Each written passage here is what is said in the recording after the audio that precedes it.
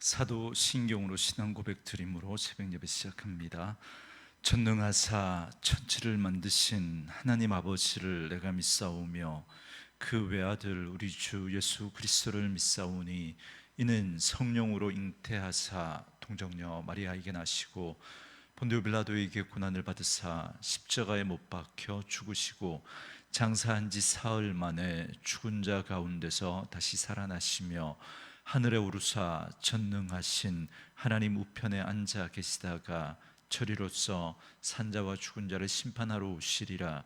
성령을 믿사오며 거룩한 공회와 성도가 서로 교통하는 것과 죄를 사하여 주시는 것과 몸이 다시 사는 것과 영원히 사는 것을 믿사옵나이다. 아멘. 아침 우리에게 주시는 하나님의 말씀은 요한계시록 16장 12절에서 21절 말씀까지, 요한계시록 16장 12절에서 21절 말씀까지.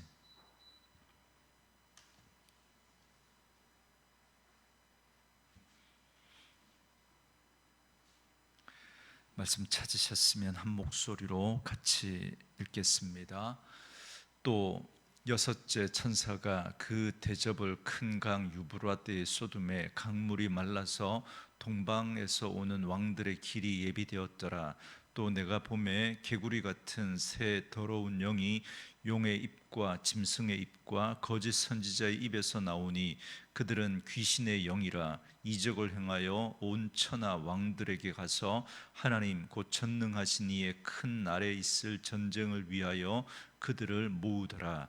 보라, 내가 도둑같이 오리니 누구든지 깨어 자기 옷을 지켜 벌거벗고 다니지 아니하며 자기의 부끄러움을 보이지 아니하는 자는 복이 있도다. 새 영이 히브리어로 아마겟돈이라 하는 곳으로 왕들을 모으더라. 일곱째 천사가 그 대접을 공중에 쏟음에 큰 음성이 성전에서 보좌로부터 나서 이르되 되었다 하시니 번개와 음성들과 우레소리가 있고 또 큰 지진이 있어 얼마나 큰지 사람이 땅에 있어 온 이래로 이같이 큰 지진이 없었더라. 큰 성이 세 갈래로 갈라지고 만국의 성들도 무너지니 큰 성 바벨론이 하나님 앞에 기억하신 바 되어 그의 맹렬한 진노의 포도주 잔을 받음에 각 섬도 없어지고 산악도 간데 없더라. 또 무게가 한 달란트가 되는 큰 우박이 하늘에서부터 사람들에게 내림에 사람들이 그 우박의 재앙 때문에 하나님을 비방하니 그 재앙이 심히 크미로라. 아멘. 오늘은 함께 읽으신 요한계시록 16장 12절에서 21절 말씀을 중심으로 아마겟돈 전쟁과 최후 심판이라는 제목의 말씀으로 잠시 은혜 나누겠습니다. 어제 말씀을 통해서 첫 번째 대접 재앙에서 다섯 번째 대접 재앙에 관해 살펴봤습니다. 대접 재앙은 하나님의 마지막 심판으로 끝까지 하나님을 거부하고 거역하는 자들에게 내려지는 무시무시한 재앙이다라는 말씀을 드렸습니다. 그래서 그들은 재앙을 당하고도 오히려 하나님을 비방하고 회개하지 않습니다. 이는 마치 출애굽 당시에 애굽 백성에게 내려진 10가지 재앙과도 같습니다. 애굽의 바로는 그 모든 재앙에도 불구하고 끝까지 완악하고 완고했습니다.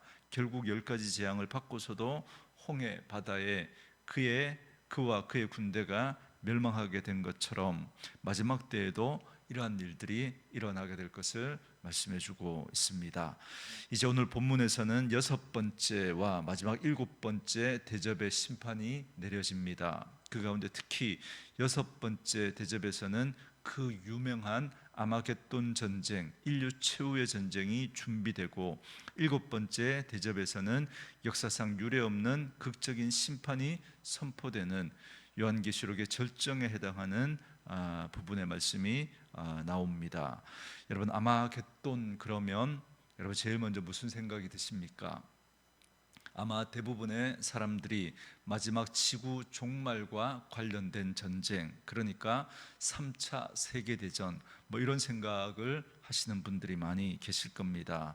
아니면 아마겟돈이라고 하는 영화, 뭐 여러분들 보셨는지 모르겠는데요, 1988년도 개봉했던 브루스 윌리스 주연의 지구 종말의 그 위기에서 지구를 구하는 영화. 그래서 소행성과의 충돌을 막기 위해서 이제 우주선을 타고 이제 그 역할을 수행하는 그런 영화, 아마 이미지가 떠오를지도 모르겠습니다. 그러나 여러분, 오늘 본문에서 말씀하시는 아마겟돈 전쟁은 사실 그런 게 아닙니다. 요한계시록을 이렇게 상징적으로 해석해야 될 부분을 이렇게 문자적으로 해석을 하다가 보니까 이 아마겟돈 전쟁이 마지막 인류 종말의 마지막에 있을 큰 3차 대전 뭐 이런 전쟁과 연결시키고, 또 뭐 우주 소행성 우주와의 어떤 충돌로 인해서 지구가 망하게 되는 뭐 이런 것들로 또 연결하는 그런 분들도 있지만, 그렇지 않습니다. 이건 영적인 부분들이기 때문에 상징적으로 해석해야 됩니다. 교회로 대표되어지는, 그래서 이스라엘로 대표되어지는 오늘날 교회잖아요. 교회와 세상 바벨론으로 대표되어지는 세상과의 영적인 전쟁 마지막, 그래서 마지막에 교회를 향한 극심한 박해가 있을 것을 이야기하는 상징적인 의미로 해석하는 것이 좋겠습니다. 자, 그리고 오늘 또 이 본문에 나오는 이 여섯 번째, 일곱 번째 이 두 재앙은 17장부터 19장에서 더 상세하게 묘사되어져 있습니다. 나중에 살피기로 하고요. 바벨론으로 대표되는 세상은 이제 그 교만과 타락과 우상 숭배에 진노하시는 하나님에 의해서 심판을 받게 됩니다. 그런데 이렇게 마지막 대접들이 쏟아지고 최종 심판이 시작되어도 악인들은 회개하기는커녕 오히려 하나님을 비방합니다. 하지만 오늘 말씀은 이 인류의 영적 전쟁의 마지막 마침 끝이 있다라고 하는 이 사실과 이 끝이 오기 전에 우리가 무엇을 준비해야 되는가에 대한 경고와 권면의 말씀을 주고 있습니다. 먼저 여섯째 대접이 쏟아지는 장면인데요, 여러분 12절에 보시면 또 여섯째 천사가 그 대접을 큰 강 유브라데에 쏟음에 강물이 말라서 동방에서 오는 왕들의 길이 예비되었다 그럽니다. 여러분, 여섯째 천사의 대접이 큰 강 유브라데에 쏟아졌습니다. 여러분, 이 강은 메소포타미아 문명의 젖줄입니다. 그리고 이곳을 중심으로 늘 이스라엘을 대적했던 바벨론과 아수르의 세력이 이곳을 중심으로 그 세력을 키웠죠. 그래서 북이스라엘은 기원전 722년에 아수르에 의해서 멸망되었고, 남유다도 기원전 586년에 바벨론에 의해서 나라가 망하지 않습니까? 그런데 특별히 바벨론은 여러분, 창세기에서부터 요한계시록에까지 계속해서 악의 세력으로 상징되는 나라로 등장합니다. 그렇기 때문에 그 큰 강 유브라데는 이스라엘과 대적하고 있었던 악한 세력들과의 경계선, 경계 지점으로 상징되는 말입니다. 그런데 이 유브라데 강이 마르고 동방으로부터 오는 왕들의 길이 예비되었다라는 말은 그럼 무슨 말이겠습니까? 그 대적들이 쳐들어와서 이스라엘과 전쟁을 하게 될 것이다라는 걸 상징적으로 표현하는 말인 거죠. 그래서 마지막 때가 되면 될수록 이스라엘, 교회로 대표되어지는 그 이스라엘과, 그리고 그 이스라엘을 대적하는 그 바벨론으로 상징되어지는 악한 세력들이 정말 힘을 이렇게 키우면서 점점 더 교회를 박해하게 될, 핍박하게 될 그런 모습들을 상징적으로 이야기하고 있고, 그 전쟁이 아마겟돈으로 표현되어지는 그런 전쟁을 예고하고 있는 것입니다. 그리고 3절과 14절에 보면 용과 짐승, 곧 사단과 적그리스도, 그리고 거짓 선지자의 입에서 더러운 개구리들이 나옵니다. 마치 애굽에 내린 두 번째 개구리 재앙과 같은 일이 벌어집니다. 애굽은 온 전역에 개구리 소리가 가득했던 것처럼 악한 영들이 활발하게 활동하며 거짓된 방언과 신비한 이적들을 가득 속히 행하게 됩니다. 여러분, 아이러니하지 않습니까? 점점 과학과 기술과 문명이 발달함에도 불구하고 여러분, 요즘 현대인들의 그 생각 속에 온갖 미신과 악한 어떤 주술과 이런 것들이 점점 더 유행을 하고, 그래서 사람들에게 얼마나 그런 생각들이 깊이 관여되어져 있는지 여러분 우리가 보지 않습니까? 지금 특검을 통해서 여러 가지 드러나고 있지만 이 주술과 미신과 관련되어진 그런 여러 가지 사건들을 여러분 얼마나 우리가 많이 소문으로 들었습니까? 실제로 우리 주변에 그러한 것들에 매여서 여러분 살아가는 분들이 얼마나 많습니까? 마지막 때 이런 악한 영들이 활발하게 활동하면서 그런 신비한 이적들을 보이고, 그러니까 사람들이 거기에 미혹되는 거죠. 여러분, 사단은 하나님을 흉내내는 존재입니다. 그래서 늘 하나님을 흉내내고 어린 양을 흉내내고, 그래서 어린 양 같은 모습으로 등장하고 그러지 않습니까? 그래서 여러분 요한계시록에 보면 하나님이 삼위일체인데, 요한계시록에도 보면 이 사단이 하나님의 그 삼위일체와 같은 그런 모습으로 패러디해서 등장합니다. 그래서 13절에 보면 요한계시록에 나타나는 사단의 삼위일체가 나오는데요, 그게 바로 용과 짐승과 거짓 선지자입니다. 이 사단도 삼위일체 하나님처럼 용과 짐승과 거짓 선지자 이런 모습으로 활동하는 거죠. 그래서 사단의 입에서 더러운 새 영이 나와서 온 천하 임금들을 미혹해서 하나님을 대적해서 전쟁을 하고자 부추기는 겁니다. 그래서 14절에 보시면 그 더러운 영을 귀신의 영이라고 분명히 밝히고 있습니다. 이렇게 성경이 이 전쟁의 성격을 분명히 밝히고 있는데도 이 전쟁이 마치 지구 종말을 가져오는 마지막 3차 세계대전이라고 하면서 사람들에게 공포와 또 이렇게 두려움을 초장하게 만드는 분들이 있습니다. 여러분, 성경을 제대로 보셔야 됩니다. 이 아마겟돈 전쟁은 하나님을 대적하는 더러운 마귀와 교회와의 영적 정쟁을 상징하는 것입니다.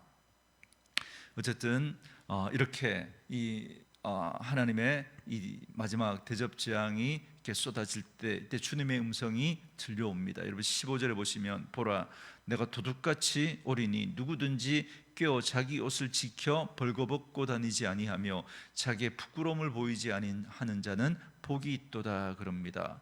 요한은 왕들의 군대가 모이는 환상 중에 주님이 도둑같이 오신다라는 말씀을 듣습니다. 이는 예기치 않은 때 갑자기 재림하신다는 말입니다. 이때 벌거벗고 다니지 않는 자들, 그러니까 하나님으로 옷을 입고 있는 그런 영적으로 깨어있는 자들은 부끄러움을 당하지 않는다는 것입니다. 여러분, 그렇습니다. 여러분, 우리가 그 때와 그 시를 알 수 없습니다. 그렇지만 분명히 그 때가 점점 더 가까이 다가오고 있다는 것은 부인할 수 없는 사실입니다. 그렇다면 어떻게 해야 됩니까? 그때를 알아서 그때 바짝 깨어 있으면 됩니까? 아니죠. 우리는 늘 마지막 때인 줄 알고 깨어 있으면 그때가 언제 오든 우리 상관이 없는 것이죠. 그래서 성경은 늘 깨어 있으라고 우리에게 말씀하고 있습니다. 16절에 보면 전쟁을 위해 왕들이 모이는 최종 집결지는 아마겟돈이라고 밝히고 있는데요, 용과 짐승과 거짓 선지자에게 나온 새 영이 아마겟돈으로 왕들과 군대를 모았다 그럽니다. 여러분, 아마겟돈은 히브리어의 아르무깃도에서 나온 말입니다. 아르는 산이라는 말입니다. 즉 무깃도라고 하는 이 산이라는 말로, 무깃도는 솔로몬이 군량미를 비축하기 위해 지은 군사적인 요새입니다. 이곳은 이스라엘의 최대 곡창지대였던 이스라엘 평야, 여러분 들어보셨죠? 그곳을 지키는 곳으로 역사상 수많은 전쟁이 이곳에서 벌어졌던 격전지입니다. 그 중에 유명한 사건 중에 하나가 사사 드보라와 바락이 시스라의 철병거 부대를 격파한 곳이 바로 이 무깃도이고요, 또한 남유다의 의로운 왕이었던 요시아가 아수르 왕을 돕고자 출병했던 애굽의 왕 바로 느고의 그 군대를 막아섰다가 전사했던 곳이 바로 이 무깃도이기도 합니다. 이런 역사적인 배경은 아마겟돈이 단순히 특정 지명을 넘어서 하나님을 대적하는 세력과 하나님의 백성 간의 최후의 영적 전쟁이 벌어질 상징적인 장소다라는 것을 암시합니다. 여러분 에스겔 38장과 39장에 나오는 곡과 마곡의 전쟁 또한 마지막 때 일어날 대규모 전쟁을 예언하고 있는데요. 오늘 요한계시록의 이 아마겟돈 전쟁과 맥을 같이 한다고 볼 수 있습니다. 이 모든 것은 인류 역사상 가장 거대한 규모의 영적인 그런 전쟁이 임박했다라는 사실을 보여주고 있습니다. 뭐 3차 대전 뭐 이런 게 아니라 마지막에 극심한 세상과 교회와의 어떤 영적인 충돌, 그래서 세상이 교회를 핍박하고 이렇게 하는 일들이 있게 될 것을 말씀해 주고 있는 것입니다. 이제 왕들의 군대가 아마겟돈에 모였을 때 일곱 번째 대접이 쏟아집니다. 17절에 보시면 일곱째 천사가 그 대접을 공중에 쏟음에 큰 음성이 성전에서부터 보좌로부터 나서 이르되 되었다 하시니 그럽니다. 일곱 대접이 쏟아지자 하늘에서 되었다라는 음성이 들려옵니다. 이는 십자가 위에서 예수님이 다 이루었다라고 하신 그 외침을 연상하게 합니다. 이제 심판으로, 이제 하나님께서 이 마지막 심판으로 하나님의 구원이 완성되었다라는 선언입니다. 예수님이 십자가에서 죽으심으로 말미암아 그 예수님의 구원의 그 사역을 주님께서 다 이루신 것처럼 오늘도 예수님은 그 마지막 심판을 통해서 이제 다 이루었다 그렇게 선언하고 계시는 것입니다. 그래서 대접이 쏟아지자 번개, 음성, 우레소리가 있고 큰 지진과 우박이 일어나고 바벨론은 진노의 포도주잔을 받아 멸망합니다. 그런데 19절에 보면 큰 성이 세 갈래로 갈라졌다라고 했는데 이는 용과 짐승과 거짓 선지자가 각자에게 정해진 형벌의 자리로 갈라서게 되었다라는 말입니다. 그리고 만국의 모든 성들도 그들을 따라 모두 무너져 내렸습니다. 그래서 20절에 보면 이에 각 섬이 없어지고 산악도 사라졌다 그렇게 말씀합니다. 그리고 21절에 보면 우박이 떨어졌는데 그 우박은 무려 1달란트나 되었다 그럽니다. 여러분 한 달란트가 34kg입니다. 그래서 공중에서 34kg의 얼음 덩어리가 떨어졌다고 한번 생각해 보십시오. 그 피해는 상상을 초월할 것입니다. 사람이나 짐승은 물론이거니와 건물도 남아나지 않을 겁니다. 그런데 21절 마지막에 보면 또 어떤 일이 벌어집니까? 이 극심한 우박 재앙을 당하자 사람들은 또다시 하나님을 비방합니다. 애굽왕 바로와 같은 모습들을 그들이 보이고 있습니다. 그들은 완악하고 완악해져서 더 이상 회개조차 하지 않습니다. 그들에게는 더 이상 아무런 긍휼함도 베풀어 줄 수 없는 것입니다. 그들은 그 고통과 멸망에서 벗어날 기회와 방법이 전혀 없습니다. 그들의 모습은 예수님이 비유로 말씀하신 미련한 다섯 처녀를 연상하게 됩니다. 신랑을 기다리는 슬기로운 다섯 여인은 기름을 미리 준비해서 갑자기 신랑이 왔어도 맞이할 수 있었지만, 그러나 이 미련한 여인들은 등불을 미처 준비하지 못했고 결국 혼인잔치에 들어가지 못했습니다. 그러므로 우리는 이 말세의 시대를 살아가면서 더욱 깨어있는, 그래서 주님 언제 오시든지 그 주님을 기쁨으로 맞을 수 있는 그러한 삶을 살아가는 저와 여러분 될 수 있기를 원합니다. 그래서 그리스도로 옷 입고 성령의 인도하심 가운데 살아야 합니다. 말세가 될수록 더욱 용과 짐승과 거짓 선지자들로 대표되어지는 악한 영들이 극렬하게 활동할 것입니다. 그들은 개구리와 같이 무수한 악한 영들을 보내어 사람들을 미혹에 빠뜨리고 거짓으로 사로잡습니다. 그들이 많은 군대를 모아 기세등등하여 하나님을 대적하지만 하나님은 되었다, 끝났다, 다 이루었다 하시며 그들에게 무서운 진노와 심판을 내리십니다. 그러므로 우리는 이 세상의 결말과 심판과 구원의 완성을 기억해야 합니다. 지금도 우리 주위에는 개구리가 들끓는 것처럼 악한 영들이 얼마나 우리 주변에 가득한지 모릅니다. 그러므로 더욱 깨어서 분별하는, 그래서 거짓된 미혹에 빠지지 마시고 순전한 믿음을 말씀으로 중심으로 해서 정말 순전한 믿음을 지켜가는 저와 여러분 되어줄 수 있기를 바랍니다. 그래서 우리 주님 언제 오시든지 기쁨으로 맞을 수 있는 저와 여러분 될 수 있기를 주님의 이름으로 축원합니다. 주신 말씀 묵상하시면서 이 찬양 함께 들으시며 기도하는 시간 갖겠습니다.